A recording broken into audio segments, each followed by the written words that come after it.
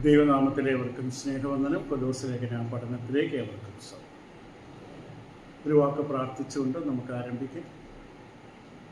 ഉന്നതനും ഉയർന്നിരിക്കുന്നവനും താൻ മാത്രം അവർഥ്യതയുള്ളവനും വിളിച്ചാൽ വിളി കേൾക്കുന്ന ജീവനുള്ള അത്യുന്നതനായ പരിശുദ്ധ ദൈവമേ, ഈ സായാഹ്നത്തിൽ വീണ്ടും അങ്ങയുടെ സന്നിധിയിൽ അങ്ങയുടെ പരിശുദ്ധ വചനവുമായി പലയിടത്തായി ഞങ്ങൾക്കിന്ന് ഒരുമിച്ച് അങ്ങയുടെ പരിശുദ്ധ കൃപയിൽ ആശ്രയിച്ച് അങ്ങയുടെ സഹായം തേടിക്കൊണ്ട് അങ്ങയുടെ സന്നിധിയിൽ ഞങ്ങൾ വന്നണയുമ്പോൾ ഈ ലോകത്തിൽ പരദേശികളായി തീർത്ഥയാത്രക്കാരായി നിത്യതയിൽ എത്തിച്ചേരുവാനുള്ള യാത്രയിൽ ആയിരിക്കുന്ന ഞങ്ങൾക്ക് ഞങ്ങളുടെ പാതയ്ക്ക് പ്രകാശവും കാലിന് ദീപവുമായി നൽകി തന്നിരിക്കുന്ന അങ്ങയുടെ വിശുദ്ധ വചനങ്ങൾ ഞങ്ങൾ ഒരുമിച്ച് ചിന്തിപ്പാനും പഠിപ്പാനും ഞങ്ങളുടെ അകത്തെ മനുഷ്യനെ ബലം നൽകുന്ന, വെളിച്ചം നൽകുന്ന, പരിജ്ഞാനം നൽകുന്ന, ദിശാബോധം നൽകുന്ന ആ വചനത്തിൻ്റെ തണലിൽ ഞങ്ങൾക്ക് അല്പനേരമായിരിക്കാൻ ഞങ്ങൾക്ക് ഒരുക്കി തന്ന അവസരത്തിനായിട്ട് നന്ദി. ഈ ഭൂമത്ത് ഞങ്ങൾ ഏർപ്പെടുന്ന മറ്റേത് ദൗത്യത്തെക്കാളും എല്ലാത്തിനെയും നിയന്ത്രിക്കുന്നത് അങ്ങയുടെ വചനത്തിന് മുമ്പിലുള്ള ഞങ്ങളുടെ സമയമാണ്. അങ്ങയുടെ പരിജ്ഞാനത്താലാണ് ഈ ഭൂമി ഞങ്ങൾക്ക് യഥാർത്ഥത്തിൽ ജീവിക്കാൻ കഴിയുന്നത്. അതുകൊണ്ട് അങ്ങയുടെ വിശുദ്ധ വചനത്തിൽ നിന്ന് പഠിക്കുവാനും അറിയുവാനും ആ സ്വർഗീയമായ വെളിച്ചത്തിൽ ഞങ്ങൾക്കായിരിക്കാനും ഞങ്ങൾക്ക് നൽകപ്പെട്ടിരിക്കുന്ന സമയം വ്യർത്ഥമാക്കി കളയാതെ വേണ്ട വിധത്തിൽ ഉപയോഗിക്കുവാൻ, സഭയിലൂടെ നൽകപ്പെടുന്ന സ്വർഗീയ പരിജ്ഞാനം പ്രാപിക്കുവാൻ അത്യധികമായി ആഗ്രഹിക്കുന്നവരാകുവാൻ, അതിനുള്ള വിശപ്പുള്ളവരായി മാറാൻ അങ്ങയുടെ മക്കളായ എല്ലാവരെയും ഇത് സഹായിക്കണമെന്ന് പ്രാർത്ഥിക്കുന്നു. അങ്ങയുടെ വചനം പഠിക്കുകയും കേൾക്കുകയും ചെയ്യുന്ന എല്ലാവരെയും ഈ സമയത്ത് ആയിരിക്കുന്ന അവരുടെ അവസ്ഥകളോടുകൂടി, രോഗങ്ങൾ, പ്രയാസങ്ങൾ, ബുദ്ധിമുട്ടുകൾ, മറ്റെല്ലാ ആവശ്യങ്ങളോടുകൂടി അങ്ങയുടെ വിശുദ്ധ സന്നിധിയിൽ ഏൽപ്പിക്കുകയാണ്. മുമ്പേ അങ്ങയുടെ രാജ്യവും നീതിയും അന്വേഷിപ്പാൻ അങ്ങ് കൽപ്പിച്ചതുപോലെ അങ്ങയുടെ കാര്യങ്ങളിൽ വ്യാപൃതരായിരിക്കുന്നവരുടെ ജീവിതത്തിൽ അങ്ങ് വേണ്ടതെല്ലാം തക്ക സമയത്ത് നൽകി കൊടുക്കുന്ന നല്ല ദൈവമാണ്. ഒരിക്കൽ കൂടി ഞങ്ങളെല്ലാവരെയും ഏൽപ്പിക്കുകയാണ്. വചനം അങ്ങയുടേതാണ്. അങ്ങയുടെ ആത്മാവിനാൽ തന്നെ ഞങ്ങൾക്കത് വെളിപ്പെട്ട് കിട്ടുവാൻ, ഞങ്ങളുടെ ജീവിതത്തിന് ആവശ്യമായ സന്ദേശം, ദൂത് എന്താണ് എന്ന് അങ്ങ് പറയുവാൻ ഉദ്ദേശിക്കുന്നത് ഞങ്ങളത് മനസ്സിലാക്കുവാനും അതനുസരിച്ച് ഞങ്ങളുടെ ജീവിതത്തിൽ വേണ്ട ക്രമീകരണങ്ങൾ നടത്തുവാനും അങ്ങ് ഞങ്ങളെ സഹായിക്കണമെന്ന് പ്രാർത്ഥിക്കുന്നു. എല്ലാവരും ഒരിക്കൽ കൂടി സമർപ്പിക്കുന്നു. സകലത്തിലും അങ്ങ് മഹത്വമെടുക്കണം. ഞങ്ങളിലുള്ള കുറവുകൾ, വ്യക്തിപരമായ വൈകല്യങ്ങൾ എല്ലാം ഞങ്ങൾ ക്ഷമിക്കുകയും പൊറുക്കുകയും ചെയ്യണം. മാനവും മഹത്വവും എന്നും അങ്ങേക്കുണ്ടായിരിക്കട്ടെ. ക്രിസ്തു യേശു മുഖാന്തരം അപേക്ഷിക്കുന്ന പ്രാർത്ഥന കൃപയോടെ കേൾക്കുമാറാകണമേ. ആമേൻ. കൊലോസ്യ ലേഖന പഠനത്തിലേക്ക് വീണ്ടും സ്വാഗതം. 1-ാം അധ്യായത്തിൻ്റെ 9 മുതലുള്ള വാക്യങ്ങളാണ് നമ്മൾ ചിന്തിക്കുന്നത്. ആദ്യം അതിൻ്റെ 11 വരെയുള്ള വാക്യം, അതിനൊരു ഫുൾ സ്റ്റോപ്പ് കണ്ടെത്തുവാൻ 14 വരെ പോകേണ്ടി വരും. എങ്കിലും ആ വേദഭാഗം നമുക്കൊന്ന് വായിക്കാം. പൗലോസ് അപ്പോസ്തലൻ കൊലോസ്യയിലുള്ളവർക്ക് എഴുതുന്ന ലേഖനമാണ്. അതുകൊണ്ട് ഞങ്ങളത് കേട്ട നാൾ മുതൽ നിങ്ങൾക്ക് വേണ്ടി ഇടവിടാതെ പ്രാർത്ഥിക്കുന്നു. അപ്പോൾ എന്താണ് അവർക്ക് വേണ്ടി പ്രാർത്ഥിക്കുന്നത്? തുടർന്നുള്ള വാക്യങ്ങളിൽ കാണാം. നിങ്ങൾ പൂർണ്ണ പ്രസാദത്തിനായി കർത്താവിന് യോഗ്യമാകും വണ്ണം നടന്ന് ആത്മീകമായ സകല ജ്ഞാനത്തിലും വിവേകത്തിലും അവൻ്റെ ഇഷ്ടത്തിൻ്റെ പരിജ്ഞാനം കൊണ്ട് നിറഞ്ഞു വരണമെന്നും സകല സൽപ്രവൃത്തിയിലും ഫലം കായ്ച്ച് ദൈവത്തെക്കുറിച്ചുള്ള പരിജ്ഞാനത്തിൽ വളരണമെന്നും സകല സഹിഷ്ണുതയ്ക്കും ദീർഘക്ഷമയ്ക്കുമായി അവൻ്റെ മഹത്വത്തിൻ്റെ വല്ലഭത്വത്തിന് ഒത്തവണ്ണം പൂർണ്ണശക്തിയോടെ ബലപ്പെടണമെന്നും വിശുദ്ധന്മാർക്ക് വെളിച്ചത്തിലുള്ള അവകാശത്തിനായി നമ്മെ പ്രാപ്തരാക്കുകയും നമ്മെ ഇരുട്ടിൻ്റെ അധികാരത്തിൽ നിന്ന് വിടുവിച്ച് തൻ്റെ സ്നേഹസ്വരൂപനായ പുത്രൻ്റെ രാജ്യത്തിലാക്കി വയ്ക്കുകയും ചെയ്ത പിതാവിന് സന്തോഷത്തോടെ സ്തോത്രം ചെയ്യുന്നവരാകണമെന്നും അപേക്ഷിക്കുന്നു. ഇതാണ് പൗലോസ് അപ്പോസ്തലൻ കൊലോസ്യയിലുള്ളവർക്ക് വേണ്ടി പ്രാർത്ഥിച്ച പ്രാർത്ഥന. അപ്പോൾ നിങ്ങളെക്കുറിച്ച് കേട്ട നാൾ മുതൽ, ഇപ്പോൾ കൊലോസ്യയിലുള്ളവരുടെ ആത്മീക അവസ്ഥയെക്കുറിച്ച് പൗലോസ് അപ്പോസ്തലൻ എപ്പഫ്രാസിലൂടെയാണ് കാര്യങ്ങൾ മനസ്സിലാക്കിയത്. ഇപ്പോൾ എപ്പഫ്രാസിലൂടെ കാര്യങ്ങൾ മനസ്സിലാക്കിയ അപ്പോസ്തലൻ അത് കേട്ട നാൾ മുതൽ അവർക്ക് വേണ്ടി പ്രാർത്ഥിക്കുകയാണ്. പല കാര്യങ്ങൾ നമ്മൾ ഈ സമയത്ത് ചിന്തിക്കേണ്ടതുണ്ട്.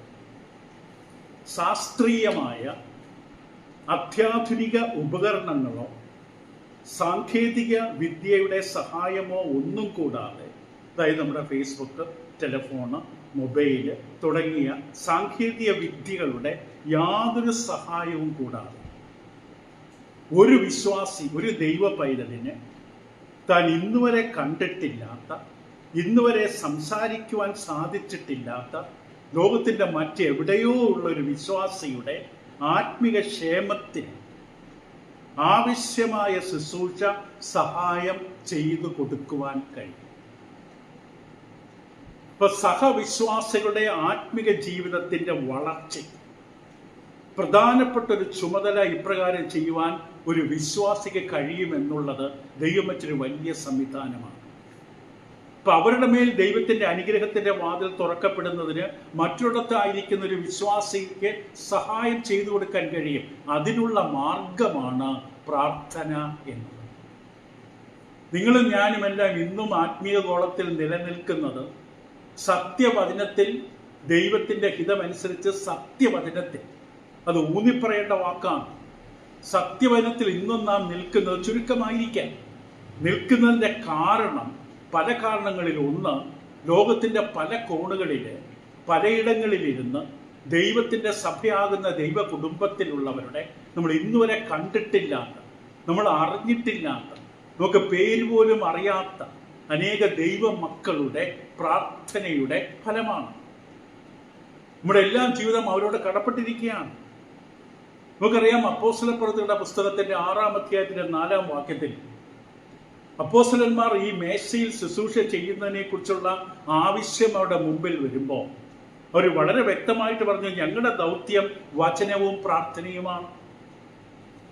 ഇപ്പൊ ഇവിടെ പൗലോസ് അപ്പോസ്തലൻ കൊലോസ്യയിലുള്ളവരോട് പറയുമ്പോൾ ഈ കൊടുക്കുന്ന ഈ വാക്യങ്ങൾ, നമ്മൾ 14 വരെയുള്ള വാക്യങ്ങൾ വായിച്ചു, വളരെ സമ്പന്നമാണ്, റിച്ചാണ്, അബൗണ്ടിങ് ആണ്, നിറഞ്ഞു നിൽക്കുന്ന, ഇതിനകത്ത് ഇനി കുത്തിക്കയറ്റാൻ പറ്റാത്ത വിധം അത്രമാത്രം സമ്പന്നമായ ഉപദേശമാണ് കൊലോസ്യയുള്ളവർക്ക് വേണ്ടി ഇവിടെ നൽകുന്നത്. 9 മുതൽ 14 വാക്യം അവർക്കായുള്ള തന്റെ പ്രാർത്ഥനയുടെ ഉദാഹരണമാണ്. ഇത് 2 കാര്യങ്ങൾ പ്രധാനമായിട്ട് കാണാൻ കഴിയും. ഒന്ന് അപേക്ഷ, മറ്റൊന്ന് സ്തുതി. ഒന്ന് പെറ്റീഷൻ, മറ്റൊന്ന് പ്രൈസ്. 9 മുതൽ 11 വരെ അവർക്ക് വേണ്ടി അപേക്ഷിക്കുകയാണ്. അതേസമയത്ത് 12 മുതൽ 14 വരെ വെളിച്ചത്തിലുള്ള അവകാശത്തിനായി നമ്മെ പ്രാപ്തരാക്കിയ ദൈവത്തെ സ്തുതിക്കുകയാണ്. ഇപ്പൊ പ്രാർത്ഥനയിൽ 2 ആവശ്യമാണ്. നമുക്ക് ആപ്ലിക്കേഷൻ കൊടുത്ത് മാത്രമേ നമുക്ക് പരിചയമുള്ളൂ. ഇത് സ്തുതിക്കുക എന്നുള്ളത് പ്രാർത്ഥനയുടെ പൂർണ്ണതയ്ക്ക് ആവശ്യമാണ്. ഇപ്പൊ തന്റെ ശുശ്രൂഷയില് പ്രാർത്ഥനയുടേത്, മറ്റുള്ളവരുടെ പ്രാർത്ഥനയുടെ പ്രാധാന്യം താൻ വ്യക്തമായി പരാമർശിക്കുന്നുണ്ട്.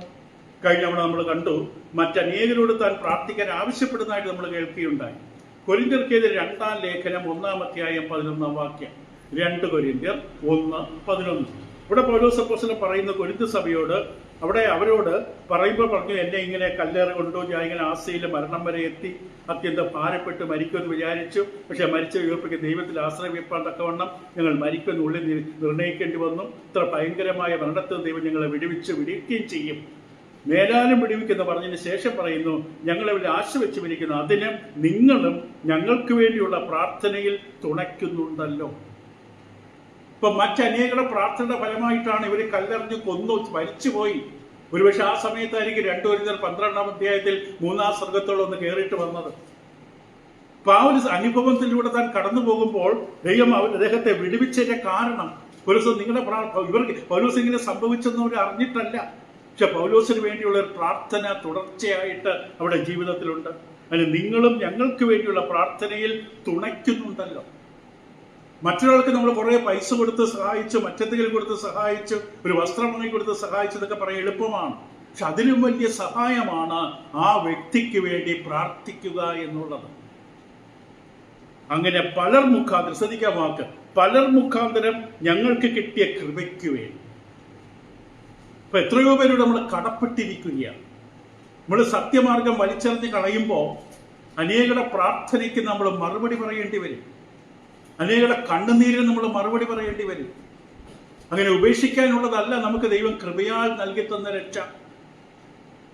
പലർ മുഖാന്തരം ഞങ്ങൾ കിട്ടിയ കൃപയ്ക്ക് വേണ്ടി പലരാലും ഞങ്ങൾ നിമിത്തം സ്തോത്രമുണ്ടാകുവാൻ ഇടവരും. ഇതൊരു കുടുംബമാണ്.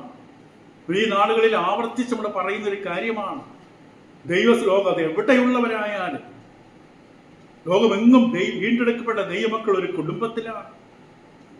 ഇപ്പൊ അന്യോന്യമുള്ള പ്രാർത്ഥന, അത് ഫിലിപ്പ് ലേഖനം 1:19 പൗലോസ് അവർക്ക് വേണ്ടി പ്രാർത്ഥിക്കുന്നു. നിങ്ങളുടെ പ്രാർത്ഥനയാൽ എനിക്ക് രക്ഷാകാരണമായി തീരും.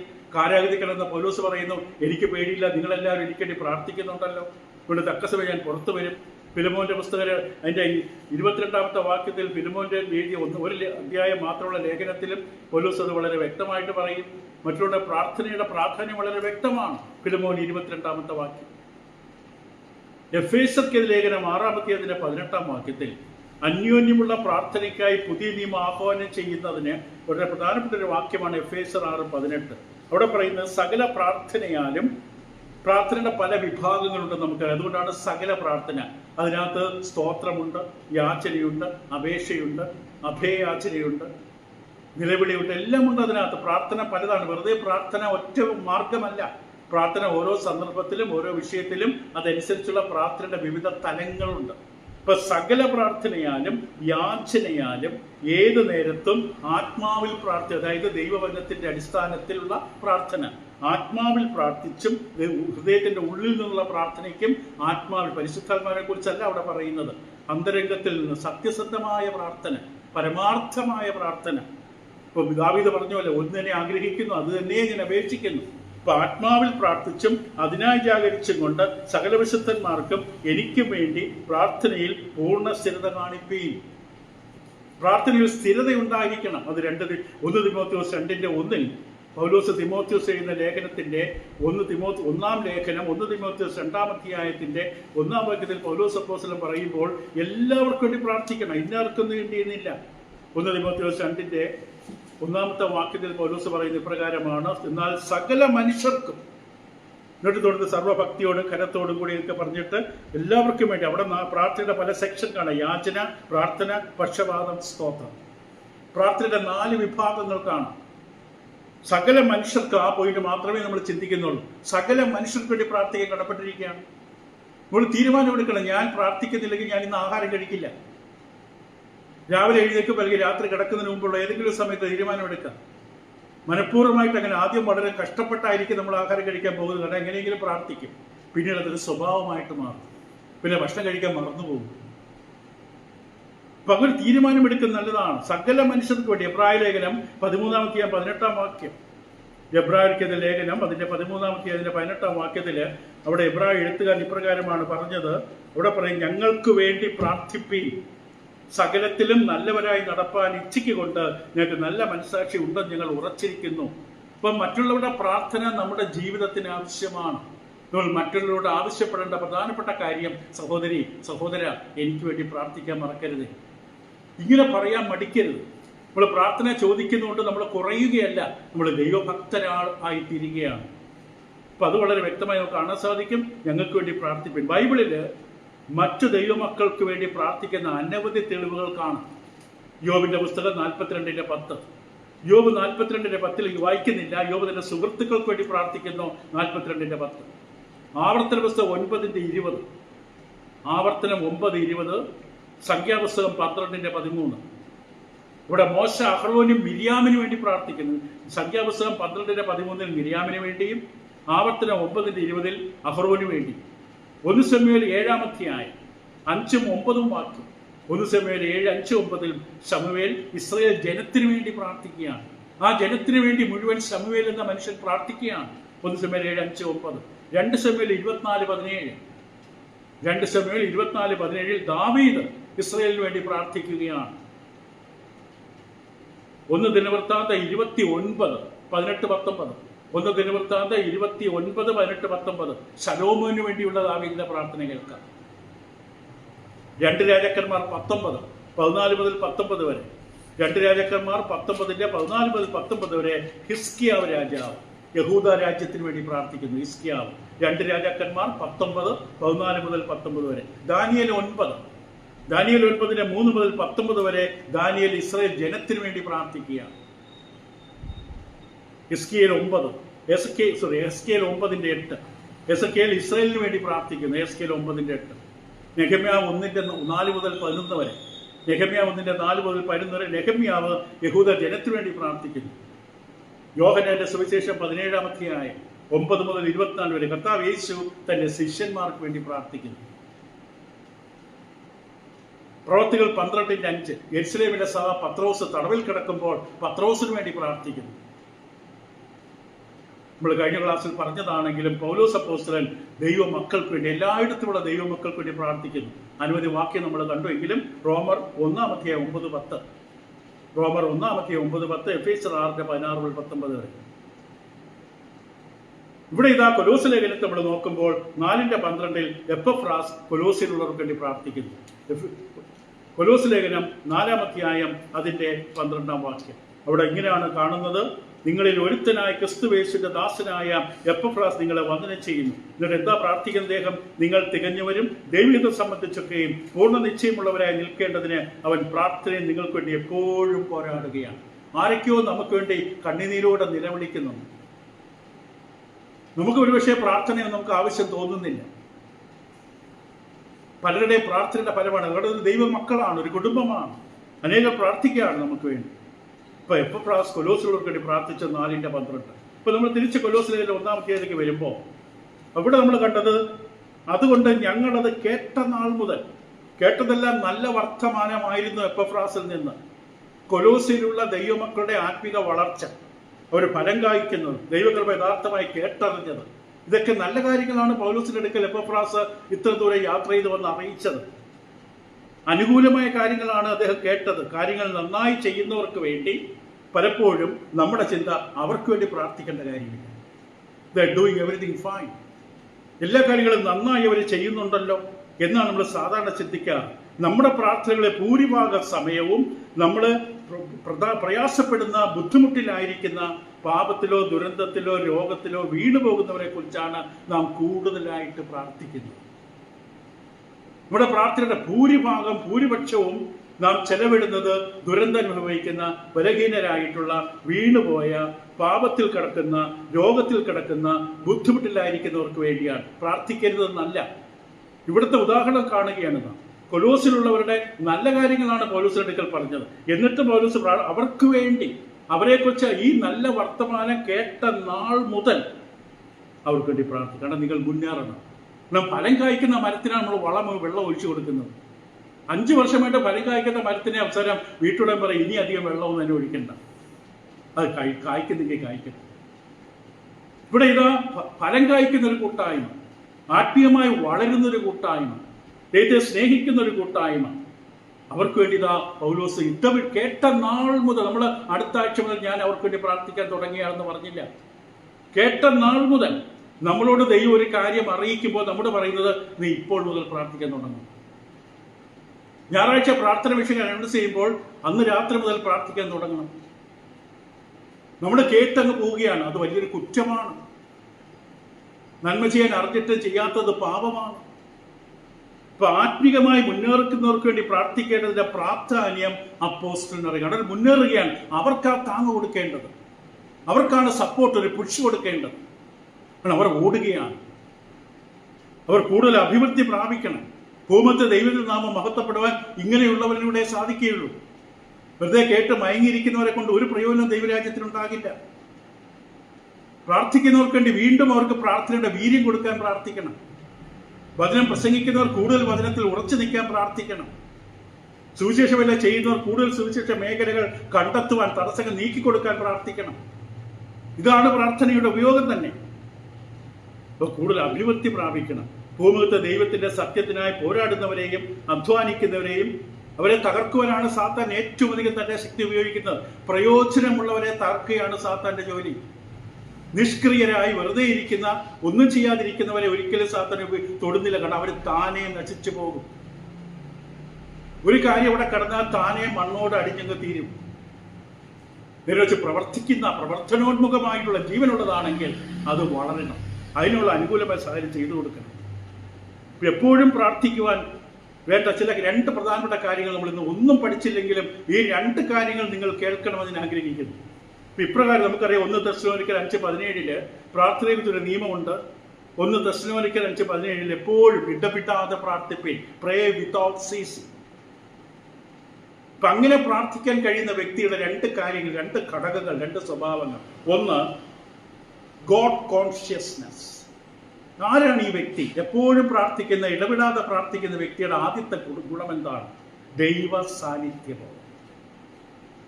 ദൈവ സാന്നിധ്യബോധം അതിൻ്റെ അർത്ഥം അദ്ദേഹം ഒരു ഓഫീസിൽ ജോലിയുള്ള മനുഷ്യരാണ്, ഓഫീസിൽ പോകുന്നില്ല, രാവിലെ ബൈബിളുമായിട്ട് ഇരിക്കുകയാണ്, പ്രാർത്ഥന പ്രാർത്ഥന പ്രാർത്ഥന പറഞ്ഞു. ഇതല്ല വാക്കിൻ്റെ അർത്ഥം. ഇടവിടാതെ പ്രാർത്ഥിപ്പിന് എപ്പോഴും പ്രാർത്ഥിപ്പെന്ന് പറഞ്ഞാൽ 24 മണിക്കൂർ 4 മണിക്കൂർ ഉറങ്ങിയിട്ട് 20 മണിക്കൂറും പ്രാർത്ഥന പ്രാർത്ഥന പ്രാർത്ഥന എന്നല്ല, വെർബൽ പ്രയർ അല്ല. അതിനെക്കുറിച്ചല്ല പറയുന്ന. ഉത്തരവാദിത്തങ്ങളൊന്നും ചെയ്യാതെ തന്നെ ആശ്രയിച്ച് നിൽക്കുന്ന കുടുംബത്തിന്റെ കാര്യങ്ങൾ നോക്കാതെ, തന്നെ ഒരു ജോലി സ്ഥലത്ത് ജോലികൾ കൃത്യമായി ചെയ്യാതെ, തന്നെ ഏൽപ്പിച്ച ഉത്തരവാദിത്തങ്ങൾ കൃത്യമായി വിശ്വസ്തയോടെ പൂർത്തീകരിക്കാതെ ഞാൻ പ്രാർത്ഥിക്കുകയാണ്. എപ്പോൾ വിളിച്ചാലും ഞാൻ പ്രാർത്ഥിക്കുകയാണ്. അതല്ല ഇവിടെ പറയുന്നത്. ഇവിടെ പിന്നെ എന്താ പറയുന്നത്? ഗോഡ് കോൺഷ്യസ്നെസ് എന്ന് പറഞ്ഞാൽ എന്താണ്? ദൈവസാന്നിധ്യ ബോധമാണ് ഒരു യഥാർത്ഥ പ്രാർത്ഥനയ്ക്ക് ഉപയോഗമുള്ള ഒരു വ്യക്തിക്കുണ്ടായി. ഒന്ന്, അത് ഈ അവസ്ഥ എന്ന് പറയും ജീവിതത്തിൽ സംഭവിക്കുന്നതെല്ലാം ദൈവമായി ചേർത്ത് ചിന്തിക്കാൻ, ദർശിക്കാൻ, കാണാനുള്ള കഴിവ്. ജീവിതത്തിൽ സംഭവിക്കുന്ന എല്ലാ കാര്യങ്ങളും ദൈവവുമായുള്ള ബന്ധത്തിൽ അതിനെ കാണാൻ, ദർശിക്കാൻ, മനസ്സിലാക്കാൻ കഴിയും. ഉദാഹരണത്തിന് നമ്മളൊരാളെ കണ്ടുപിടി. വർഷങ്ങൾക്ക് മുമ്പ് പരിചയമുള്ള ഒരു സുഹൃത്താണ്. ആത്മീയമായി 25 വർഷം മുമ്പ് ഒരുപക്ഷെ ബൈബിൾ ക്ലാസ്സിന് എവിടെയോ പോയി പങ്കെടുത്തൊരു കുട്ടിയെ ഒരാളാകാം. നമ്മളയാളെ കണ്ടുമുട്ടിയപ്പോൾ അയാൾക്ക് എന്താണ് ജോലി, എത്ര രൂപ ശമ്പളം, ഭാര്യയ്ക്ക് എന്താണ് ജോലി, ഭാര്യയുണ്ടോ, മക്കളുണ്ടോ, മക്കളൊക്കെ എന്ത് ചെയ്യുന്നു, ഇതല്ല യഥാർത്ഥ വിശ്വാസി പ്രാർത്ഥനാ ജീവിതമുള്ള ഒരാളുടെ മനസ്സിൽ വരുന്നത്. ആ വ്യക്തിയുടെ മനസ്സിൽ വരുന്നത് ഈ വ്യക്തി ദൈവവുമായുള്ള ബന്ധത്തിൽ എപ്രകാരമാണ്, ഇന്നും ഈ വ്യക്തി സത്യവചനത്തിൽ തന്നെയാണോ നിലകൊള്ളുന്നത്. അതാണ് ഗോഡ് കോൺഷ്യസ്നെസ് എന്ന് പറയും. ഒരു വ്യക്തിയെ നമ്മൾ കണ്ടുമുട്ടുമ്പോൾ ഉടൻ തന്നെ ആ വ്യക്തി ദൈവവുമായിട്ടുള്ള ഏത് നിലയിലായിരിക്കുന്നു. നിരീശ്വരവാദത്തിലേക്ക് പോയോ, രാഷ്ട്രീയത്തിലേക്ക് തിരിച്ചുപോയോ, ദുരുപദേശത്തിൽ അകപ്പെട്ടു പോയോ, അതോ ഇപ്പോഴും സത്യവചനത്തെ മുറുകെ പിടിച്ചുകൊണ്ട് ഒറ്റയ്ക്കാണ്, പക്ഷെ സത്യവചനത്തെ മുറുകെ പിടിച്ചുകൊണ്ട് നിൽക്കുകയാണോ? ഇപ്പൊ ഞാൻ ആണ് ആ വ്യക്തിയെ കാണുന്നതെങ്കിൽ, ഞാൻ ദൈവവുമായുള്ള ദൈവ സാന്നിധ്യ ബോധം എപ്പോഴുമുള്ള ആളാണെങ്കിൽ, ഞാൻ ആ വ്യക്തിയെ കാണുമ്പോൾ വ്യക്തിയുടെ സൗന്ദര്യം, പൊക്കം, വിസ്തീർണം, സാമ്പത്തിക നില, മറ്റു കുടുംബ നില, ഇതൊന്നുമല്ല. അതൊക്കെ അന്വേഷിക്കുമെങ്കിൽ ഏറ്റവും പ്രധാനമായിട്ട് ഞാൻ അന്വേഷിക്കുന്നത് ബദറെ ദൈവവുമായുള്ള ബന്ധം എങ്ങനെയുണ്ട്, ഉപദേശത്തിൽ തന്നെയാണോ ഇപ്പോഴും. ഇതായിരിക്കണം ഞാൻ ആദ്യം അന്വേഷിക്കേണ്ടത്. അങ്ങനെ അന്വേഷിക്കണമെങ്കിൽ എനിക്ക് ഒരു ദൈവസാന്നിധ്യ ബോധമുള്ള പ്രാർത്ഥനാ ജീവിതം ഉണ്ടാകും. മാത്രമല്ല, ചിലപ്പോൾ മോശമായൊരു വാർത്തയാണ് ഞാൻ കേൾക്കുന്നത്. അങ്ങനെ ഒരു വാർത്ത ഏതെങ്കിലും വിഷയത്തിൽ ഏതെങ്കിലും വ്യക്തികളിൽ നിന്ന് കേൾക്കുമ്പോൾ, കുടുംബത്തെക്കുറിച്ച് കേൾക്കുമ്പോൾ, ഞാൻ ആദ്യം ചിന്തിക്കുന്നത് എല്ലാം അറിയുന്ന, പരിപാലിക്കുന്ന, കരുതുന്ന ഇടയനായ ദൈവത്തിലേക്ക് ആ കുടുംബത്തെ ഞാൻ ഏൽപ്പിക്കുകയാണ്. ദൈവം ആ കുടുംബത്തിന്റെ മേൽ ഇടപെടണം. ആ കുടുംബം നേരിടുന്ന അവസ്ഥകൾക്ക് നീ അവരുടെ ജീവിതത്തിൽ ശക്തമായി ഇടപെടണം. അത് ഉറക്കാൻ ഞാൻ പറയുന്നില്ല. അല്ല, ഞാൻ പ്രാർത്ഥിക്കുന്ന ഒരാളായതുകൊണ്ട് ഗോഡ് കോൺഷ്യസ്നെസ്, ദൈവ സാന്നിധ്യ ബോധമുള്ള ഒരാളായതുകൊണ്ട് ഒരു കുടുംബത്തിലെ തകർച്ച ഞാൻ കാണുമ്പോൾ ഞാൻ ആ കുടുംബത്തെ ദൈവത്തിലേക്ക് ഏൽപ്പിക്കുകയാണ്. ദൈവം വിശ്വസ്തനാണ്. നല്ലൊരു വാർത്ത കേട്ടുമ്പോൾ ഞാൻ മതി പറഞ്ഞ് അവരോട് കേക്കും കട്ട് ചെയ്ത് ആഘോഷിക്കുന്നതിന് പകരം മനസ്സുകൊണ്ട് ദൈവത്തിന് സ്തുതിക്കുകയാണ്. നല്ലൊരു വാർത്തയാണ്, നല്ലൊരു വിശേഷമാണ് കേട്ടത്. ഇവിടെ ഞാൻ ദൈവത്തെ മഹത്വപ്പെടുത്തുകയാണ്. കാരണം എനിക്കറിയാം എല്ലാത്തിൻ്റെ ഉറവിടം ദൈവമാണ്. ഇപ്പൊ ദൈവ സാന്നിധ്യ ബോധം എപ്പോഴും ഇങ്ങനെ പ്രാർത്ഥിച്ചു കൊണ്ടിരിക്കുക. തളർന്ന് പ്രാർത്ഥിച്ച് തളർന്ന് അവസാനം ഐസിയുവിൽ അഡ്മിറ്റ് ചെയ്യേണ്ട അവസ്ഥ വരുന്ന അവസ്ഥയല്ല. ഇടവിടാതെ പ്രാർത്ഥിക്കുക, എപ്പോഴും പ്രാർത്ഥിക്കുക എന്ന് പറഞ്ഞാൽ പൗലോസ് അപ്പോസ്തലൻ ഒരാളെ കാണുമ്പോൾ ആ വ്യക്തിയുടെ ആത്മീയ ജീവിതം ദൈവവചനത്തിന്റെ സത്യമനുസരിച്ച് ക്രിസ്തുവിന്റെ ഉപദേശപ്രകാരം ആ വ്യക്തി ശരിയായിട്ടുള്ള അവസ്ഥയിലാണ്. ഇത് നമ്മൾ എപ്പോഴും അന്വേഷിക്കും. അപ്പൊ നമുക്ക് ആ ബോധ്യമുണ്ടെങ്കിലേ നമ്മളത് അന്വേഷിക്കണം. എവിടെയെങ്കിലും പൊയ്ക്കോട്ടെ, ബൈബിള് തന്നെയല്ലേ, ഒരിക്കലും പറയില്ല. എനിക്ക് സത്യവചനത്തെക്കുറിച്ച് നിശ്ചയമുണ്ട്, ഉപദേശത്തെക്കുറിച്ച് നിശ്ചയമുണ്ട്. അത് വിട്ടുപോയാൽ രക്ഷയില്ലെന്ന് എനിക്കറിയാം. നിത്യതയിലേക്ക്, നരകത്തിലേക്കാണ് പോകുന്നത് എനിക്കറിയാം. ഇപ്പൊ കാണുന്ന സമയത്ത് ഞാൻ പറഞ്ഞു കൊടുക്കണം എങ്ങനെയുണ്ട് പ്രാർത്ഥന. കഴിഞ്ഞ ദിവസം ജോണെന്നൊരു സഹോദരൻ, പണ്ട് 10 ദിവസം സുഹൃത്തായി ബാങ്ക് ഇപ്പോൾ വെച്ചിട്ട് എടുക്കാൻ വന്നില്ല, ഈനൊക്കെ ആയിട്ട് വന്നു. ഇവിടെ വന്നിരുന്ന് എന്നോട് സംസാരിച്ചു. ഞാൻ എങ്ങനെയുണ്ട് ആത്മീയ ജീവിതം? ബോട്ടിൽ വെതറെ പ്രാർത്ഥനയിൽ ഞങ്ങൾക്ക് മുന്നോട്ട് പോകാൻ പറ്റില്ല. ദൈവത്തിലുള്ള ബന്ധത്തിൽ കഴിയുന്നിടത്തോളം കാരണം അന്തരീക്ഷത്തിൽ അത്രയെങ്കിലും ചെയ്യുന്നുണ്ട്. അപ്പൊ അത് നമ്മൾ അന്വേഷിക്കണം. ദിവസം എത്ര കൂലി കിട്ടുമെന്നല്ല ഞാൻ ചോദിക്കേണ്ടത്. ഇപ്പൊ ഇങ്ങോട്ട് പറഞ്ഞ കേൾക്കാം, അല്ലെങ്കിൽ ഞാൻ കൊണ്ട് ചോദിക്കേണ്ട കാര്യമില്ല. ദൈവവുമായുള്ള ബന്ധം എങ്ങനെയുണ്ട് സഹോദരി എന്ന് നമ്മൾ അന്വേഷിക്കാൻ നോക്കാം. അങ്ങനെ ചോദിക്കണമെന്നുണ്ടെങ്കിൽ നമുക്ക് ആ സാന്നിധ്യബോധം ഉണ്ടാകും. അപ്പൊ അപ്പോസ്തലൻ തന്റെ ചുറ്റുമുള്ള ലോകത്തെ കാണുമ്പോൾ, നമ്മൾ പത്രം വായിക്കുമ്പോൾ, TV കാണുമ്പോൾ, ന്യൂസ് കാണുമ്പോൾ, ഇന്നത്തെ യുദ്ധക്കളം കാണുമ്പോൾ, ഒരു വിശ്വാസി എങ്ങനെയാണത് കാണുന്നത്? ദൈവം ഇതിന്റെ പിന്നിലുള്ള കാരണം എന്ത്? അമേരിക്ക ഇസ്രായേൽ കൂടെ ചേർന്നിട്ട് ഇറാനോട് എന്ത് ചെയ്യുന്നു? UK ചെയ്യുന്നു, അവരത് ചെയ്യുന്നു, ഇത് ചെയ്യുന്നു. എന്താണ് ഇതിന്റെ കാരണം? ഈ കാണുന്ന മാധ്യമങ്ങളെ റേറ്റിംഗ് കിട്ടാൻ വേണ്ടി പറഞ്ഞു വരുത്തുന്ന ഈ വ്യാജ വാർത്തകൾ കേട്ട് തകരുന്ന ഹൃദയങ്ങൾ, കുടുംബങ്ങൾ അവർക്ക് വേണ്ടി പ്രാർത്ഥിക്കുക. വ്യാജ വാർത്ത പരത്തുന്നവരേക്ക് വേണ്ടി പ്രാർത്ഥിക്കുക. ഈ യുദ്ധത്തിന്റെ കാരണം എന്താണ്? ആരുടെയൊക്കെ സ്വാർത്ഥതകളാണ്? നമ്മുടെ വിഷയം അതല്ല. നമ്മൾ പത്രം വായിക്കുമ്പോൾ, നമ്മുടെ ലോകത്തെ കാണുമ്പോൾ, നമ്മുടെ ദൈവ പൈതലിന്റെ മനസ്സിൽ ദൈവമേ, മഹാരാജാവായ രാജാക്കന്മാരെ വാഴിക്കുകയും നീക്കുകയും ചെയ്ത ദൈവമേ, ഈ വിഷയത്തിൽ ഇടപെടണം. അങ്ങനെ പ്രാർത്ഥിക്കാനാണ് തിമോത്തിയോസിൽ പറയുന്നത്. ഒരു വിശ്വാസി താനും തന്റെ കുടുംബവും മാത്രം, അതല്ല വിശ്വാസി. ഈ ഭൂമിയിൽ ദൗത്യം നമ്മൾ കണ്ടോ? അനേകരുടെ പ്രാർത്ഥനയാലാണ് ഞാൻ നിൽക്കുന്നതെന്ന് പൗലോസ് പറയുന്നു. അനേകരുടെ പ്രാർത്ഥനയാണ് എനിക്ക് കാലഘട്ടത്ത് മോചനം കിട്ടുമെന്ന് പറയുന്നു. അപ്പൊ ദൈവം ഇങ്ങനെ ലോകത്തെ പിടിച്ച് കുലുക്കുമ്പോൾ വിശ്വാസി ലോകത്ത് നടുവിൽ എന്ത് ചെയ്യണം? അപ്പൊ അപ്പോസ്തലൻ തന്റെ ചുറ്റുമുള്ള ലോകത്തെ കാണുമ്പോൾ ഏതെങ്കിലും വിധത്തിലുള്ള പ്രാർത്ഥനയ്ക്ക് താൻ പ്രേരിപ്പിക്കപ്പെടുകയാണ്. ഇത് നമ്മൾ കണ്ടുമുട്ടി എത്രയോ ജീവിതങ്ങൾ നമ്മോട് പ്രാർത്ഥന ആവശ്യപ്പെട്ട് ഉറക്കെ പറഞ്ഞില്ല. ഉദാഹരണത്തിന് മൈക്കിളെ കണ്ട ഒരാൾ കണ്ടു, മൈക്കിൾ സൗര എനിക്കൊരു പ്രാർത്ഥനയൊന്നും പറയുന്നില്ല. പക്ഷെ താൻ കണ്ട വ്യക്തി ഇന്ന് ദുരന്തത്തിലാണ്, കുടുംബ തകർച്ചയിലാണ്, സാമ്പത്തിക കടക്കെണിയിലാണ്, ആത്മഹത്യയുടെ വക്കിലാണ്. നമ്മൾ ആ വ്യക്തിയെ കണ്ടുമുട്ടുമ്പോൾ പ്രാർത്ഥന ആവശ്യമുള്ള ഒരു കഥാപാത്രമാണ് നമ്മുടെ മുമ്പ് ദൈവം കൊണ്ടുവച്ചത്. നമ്മളെന്താ മിണ്ടാതെ പോയത്? പ്രാർത്ഥിക്കാൻ പാടില്ലേ? നമ്മൾ ദൈവ മക്കളല്ലേ? വിളിച്ച അപ്പനോട് വിളിച്ച അപ്പൻ കേൾക്കില്ലേ? ഭൂമിയിൽ വേറെ ആർക്കുണ്ട് ഈ അവകാശം, യോഗ്യത ദൈവ മക്കൾക്കല്ലാതെ? അങ്ങനെയുള്ള നമ്മുടെ അടുക്കൽ ഈ സഹോദരിയും വന്നപ്പോൾ നമ്മൾ എന്ത് സഹായം ചെയ്തു കൊടുത്തു?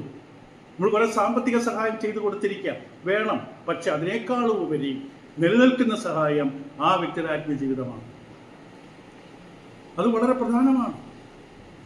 ഇപ്പൊ നെഹമ്യാവിന്റെ പുസ്തകം 2-ാം അധ്യായത്തിൽ ഇത് വളരെ ഉദാഹരണമായിട്ട് നെഹമ്യാവിനെ കുറിച്ച് കാണാൻ സാധിക്കും. ഇതേപോലെ ഒരു ദൈവഭക്തനായ നെഹമ്യാ, ദൈവ സാന്നിധ്യ ബോധം. അവിടെ നെഹമ്യാ ഒരു ദിവസം നിൽക്കുന്ന സമയത്ത് നെഹമ്യാവിന്റെ പുസ്തകം 2-ാം അധ്യായം 4 മുതൽ നമ്മൾ വായിക്കുമ്പോൾ ഇങ്ങനെ നമുക്ക് വായിച്ച് കേൾക്കാം. നമ്മുടെ ജീവിതത്തിലെ തിരിച്ചറിവുകളാണ് ഇതൊക്കെ.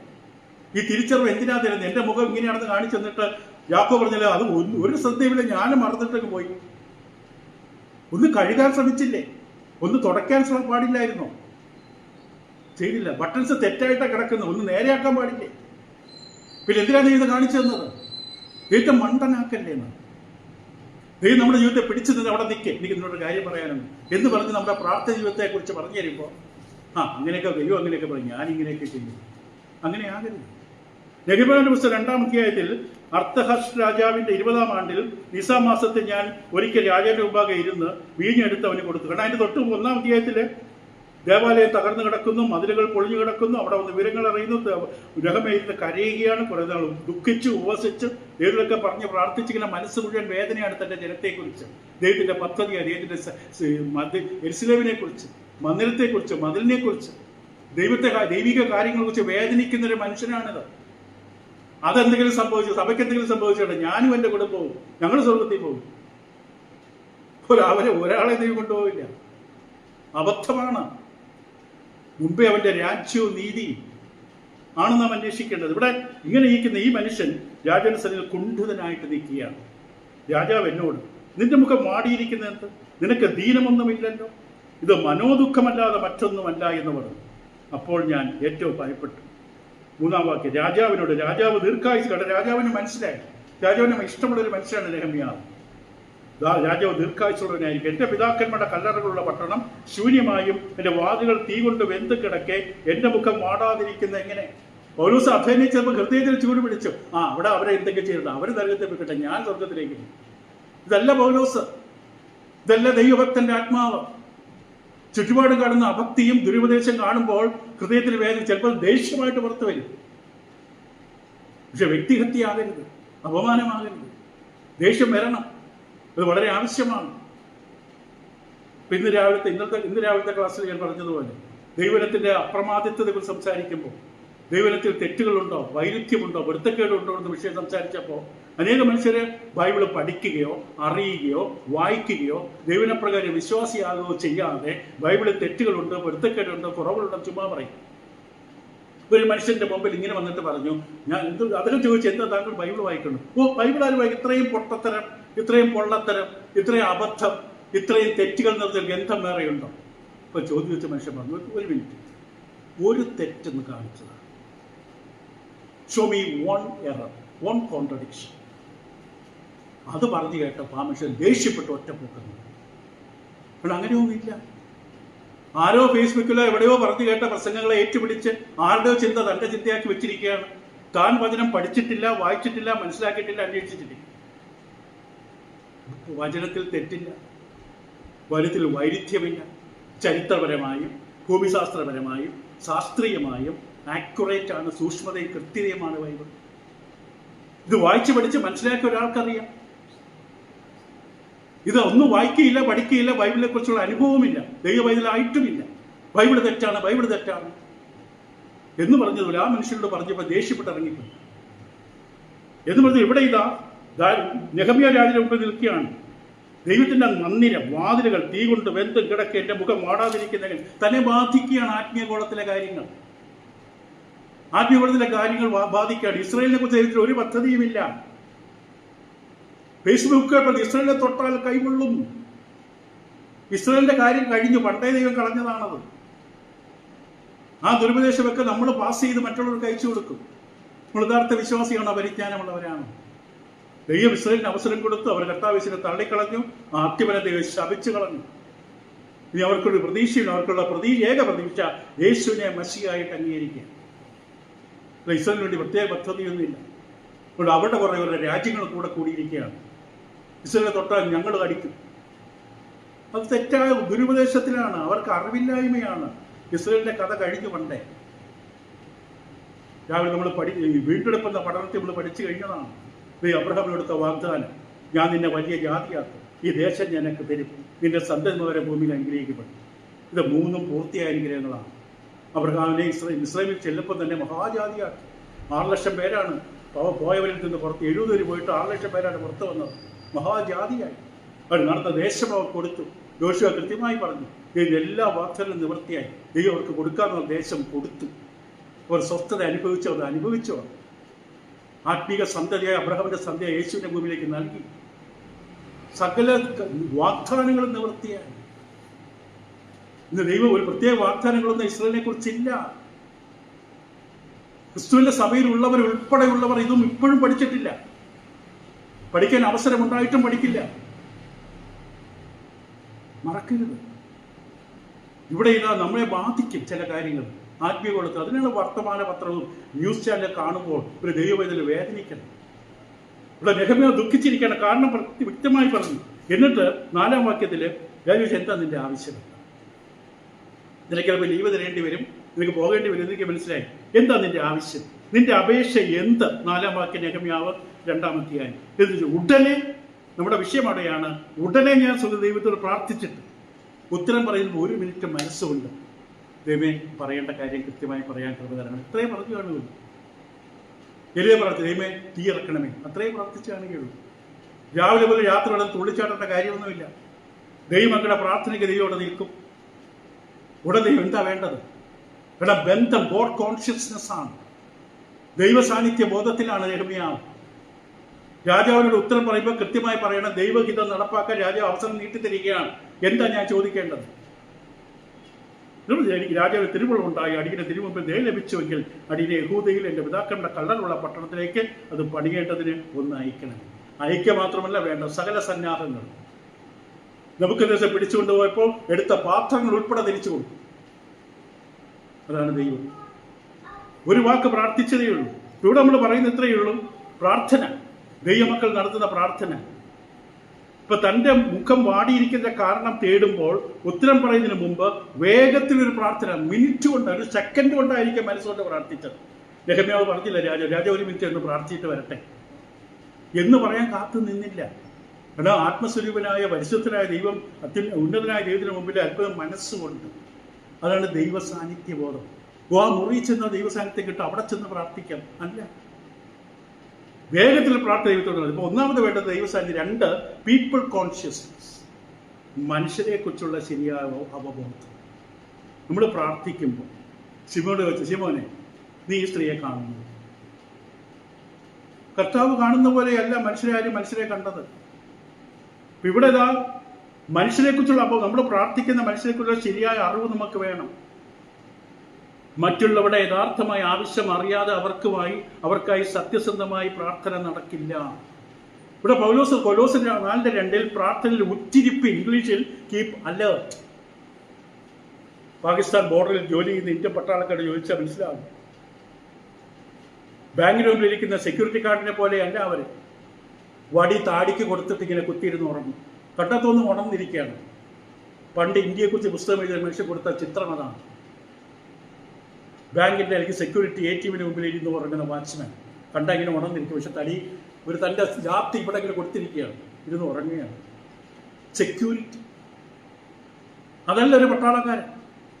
കൊലോസ്യർ 4:2 പ്രാർത്ഥനയിൽ ഉറ്റിരിപ്പീൻ, കീപ് അലേർട്ട് ഇൻ പ്രയർ. അലേർട്ടായിരിക്കുക. ഒരു ചെറിയ ശബ്ദം, പൂച്ച ചാടിയതാണ് അതിലൂടെ, ഉടനെ എഴുന്നേക്കും, പോയി ടോർച്ചടിച്ച് നോക്കും. കാരണം എവിടെയെങ്കിലും അതിൽ തുറന്നാലും ആരെങ്കിലും തൻ്റെ ശ്രദ്ധ തിരിക്കാനായിട്ട് മറ്റെന്തെങ്കിലും സംവിധാനം ഉണ്ടാകും. പവർ ലൈൻ കട്ട് ചെയ്യും. ഒരു പട്ടാളക്കാരൻ അലേർട്ടാണ്. പ്രാർത്ഥിക്കുന്ന ഒരു ദൈവവേദന അലേർട്ടാണ്. ഒരാളത് മുഴുകി കയറി വരുന്നു. അയാൾ പറയുന്ന, പാടുന്ന, പ്രസംഗിക്കുന്ന ഓരോ കാര്യവും ശ്രദ്ധിക്കും. അതിനാണ് സഭയിൽ നേതൃത്വത്തെ വെച്ചിരിക്കുന്നത്. ഇത് ഏതെങ്കിലും തെറ്റിലേക്കുള്ള സൂചനയാണോ, ലക്ഷ്യമാണോ? അതിന് അലേർട്ട്നെസ് വേണം. ദൈവാത്മാവ് തരുന്ന കൃപയാണ്. ദുരുപദേശം പതുക്കെ കൊണ്ടുവരാനുള്ള ശ്രമമാണോ നടക്കുന്നത്? അലേർട്ടായിരിക്കണം എന്നാണ്. അത് വളരെ ആവശ്യമാണ്. ശ്രദ്ധ വേണം.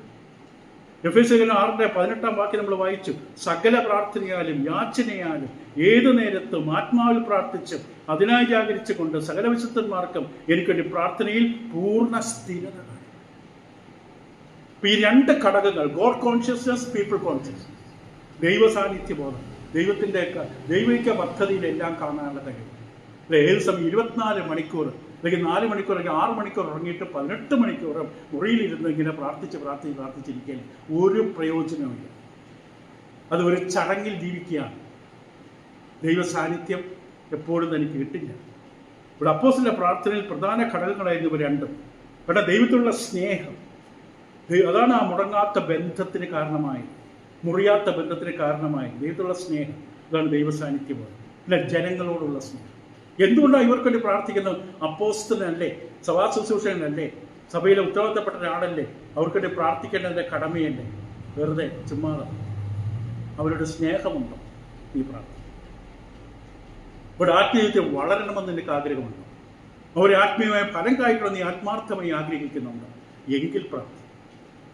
അതിനുള്ള പീപ്പിൾ കോൺഷ്യസ്നസ്, താൻ ശുശ്രൂഷിക്കുന്ന ജനങ്ങളുടെ ആത്മീക അവസ്ഥയെക്കുറിച്ചുള്ള ആഗ്രഹം, അവരോടുള്ള സ്നേഹം, അവർക്കുവേണ്ടി പ്രാർത്ഥിക്കാൻ പ്രേരിപ്പിക്കുന്ന ഘടകം അതാണ്. അപ്പൊ ഇത് വളരെ പ്രധാനമാണ്. ഇവിടെ കൊലോസിലുള്ളവർക്ക് വേണ്ടി നമുക്ക് അവസാനിപ്പിക്കാം. പൗലോസ് പ്രാർത്ഥിച്ചപ്പോൾ നമ്മൾ വായിച്ചു, പഠിച്ചു, ചിന്തിച്ച് കുറച്ച്. എന്താ അവർക്ക് വേണ്ടി ആദ്യം filled with the knowledge of his, ദൈവത്തിന്റെ ഇഷ്ടത്തിന്റെ പരിജ്ഞാനം. ദൈവത്തിന്റെ ഇഷ്ടം, പരിജ്ഞാനം, നിറയുക. 3 വാക്കുകൾ നമ്മൾ കണ്ടു. അവർ ദൈവത്തിന്റെ ഇഷ്ടത്തിന്റെ പരിജ്ഞാനം കൊണ്ട് നിറഞ്ഞു വരണം. പ്ലറോമ എന്ന വാക്ക്, അവർ നിറഞ്ഞു വരണം ദൈവത്തിന്റെ ഇഷ്ടം കൊണ്ട്. അങ്ങനെയാണ് ഇവിടെ കൊലോസ് ലേഖനത്തിൽ എഴുതിയിരിക്കുന്നത്. സാധാരണ കാര്യമല്ല പൗലോസ് പ്രാർത്ഥിച്ചത്. നിങ്ങൾ പൂർണ്ണ പ്രസാദത്തിനായി കർത്താവിന് യോഗ്യമാകും വണ്ണം നടന്ന്, 10-ാം വാക്യം, മലയാളത്തിൽ കുറച്ച് താഴോട്ട് വരും, കർത്താവിന് യോഗ്യമായി വണ്ണം നടന്ന് ആത്മീകമായ സകല ജ്ഞാനത്തിലും വിവേകത്തിലും. ഇതാണ് നമ്മുടെ 1ാമത്തെ പോയിന്റ്. ഇതാണ് അവന്റെ ഇഷ്ടത്തിന്റെ പരിജ്ഞാനം കൊണ്ട് നിറഞ്ഞു വരണം. ഒരു വിശ്വാസി, ഒരു ദൈവവൈദ്യൽ കർത്താവിന്റെ വചനമനുസരിച്ച്, സുവിശേഷം അനുസരിച്ച് സ്നാനം സ്വീകരിച്ച് ദൈവ പൈതലായിട്ട് ഒരു വ്യക്തിയോട് പറയുന്നതാണ്. 90 വയസ്സായ അമ്മച്ചിയെ കുറിച്ച് ദൈവം ഉദ്ദേശിക്കുന്നില്ല. ശരിയാണ്. 78 വർഷം അൽഷിമേഴ്സ് രോഗമുള്ള മനുഷ്യരെ ദൈവം പ്രതീക്ഷിക്കുന്നില്ല. ആരോഗ്യമുള്ള, ആത്മീയമായ ആരോഗ്യമുള്ള, വാ തുറന്നാൽ നിർത്താതെ സംസാരിക്കുന്ന ഒരാൾ, മാഗസിൻ ആദ്യത്തെ പേജ് മുതൽ അവസാന പേജ് വരെ വായിച്ചു തീർക്കുന്ന ഒരാൾ, രാവിലെ മുതൽ ഉച്ചയ്ക്ക് 12 മണി വരെ ഫേസ്ബുക്കിൽ കുത്തിയിരുന്ന് കഴുത്തൊടിഞ്ഞു പോകുന്ന ഒരാൾ. ദൈവം ഒരു സാധാരണ വ്യക്തിയോട് പറയുകയാണ്, ദൈവത്തിന്റെ ഇഷ്ടത്തിന്റെ അറിവ് കൊണ്ട് നീ നിറയണം. Filled with the knowledge of God's will. ദൈവത്തിൻ്റെ ഇഷ്ടം എന്തെന്ന് നീ അറിയണം. നമ്മൾ കഴിഞ്ഞ ക്ലാസ്സിൽ പറഞ്ഞ ഒരു സെന്റൻസ്, അത് അറിയാൻ കഴിയും. അതുകൊണ്ടാണ് ഇത് ആവശ്യപ്പെട്ടത്. എൻ്റെ ജീവിതത്തിൽ ഞാൻ അറിഞ്ഞു വച്ചിരിക്കുന്ന കാര്യങ്ങൾ എന്താണ്? ഏതിൻ്റെ ഇഷ്ടം, സത്യം എനിക്കറിയാമോ? കുറെ വാക്കുകൾ കാണാൻ പറയുകയല്ല, ദൈവത്തിൻ്റെ സത്യം എന്തെന്നറിയാമോ? ഏകസത്യ ദൈവത്തിൻ്റെ വെളിപ്പെടുത്തിയ സത്യം എന്തെന്ന് എനിക്കറിയാമോ? ഇവിടെ നിറയുക എന്ന വാക്ക് നമ്മൾ ഉദാഹരണത്തിൽ ഉപയോഗിച്ചാൽ കംപ്ലീറ്റ്ലി ഫിൽഡ്. ഇപ്പൊ ഞാൻ എന്തിപ്പോ മദ്യപിച്ചിരിക്കുന്ന ആള് മദ്യം കൊണ്ട് നിറഞ്ഞിരിക്കുകയാണ്, ലഹരി കൊണ്ട് നിറഞ്ഞിരിക്കുകയാണ്. ആ വ്യക്തിയെ നിയന്ത്രിക്കുന്നത് മദ്യം എന്ന ലഹരിയാണ്.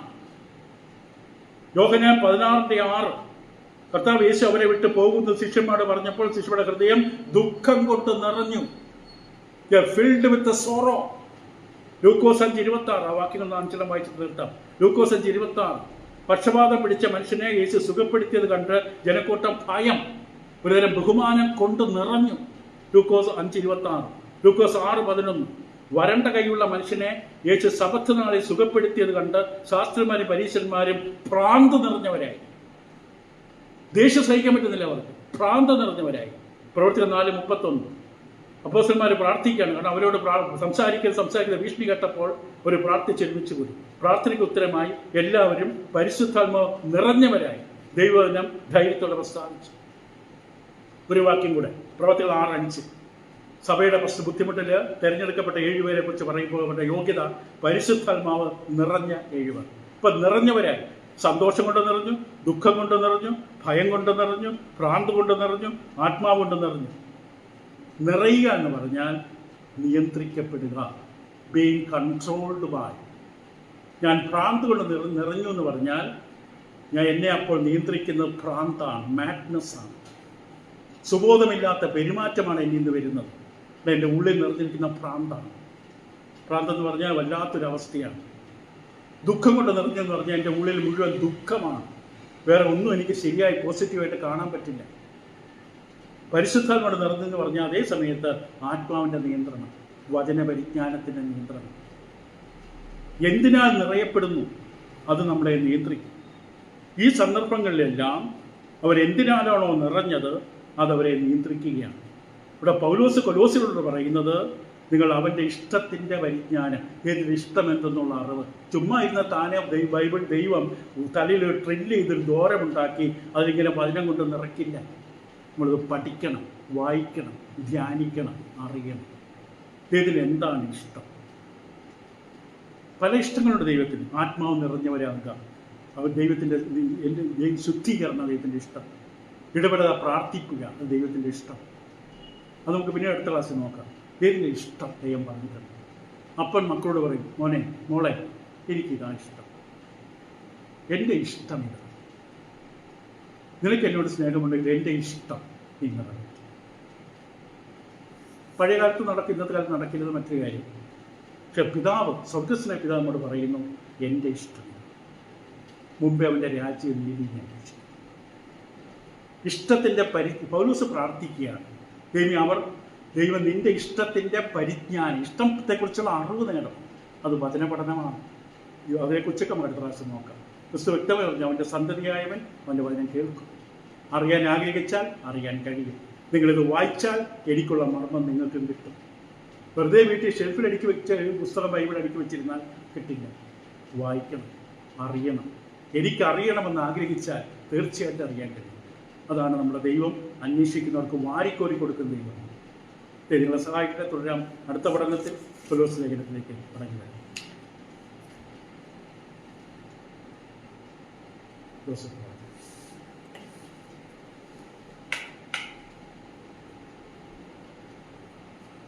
अपने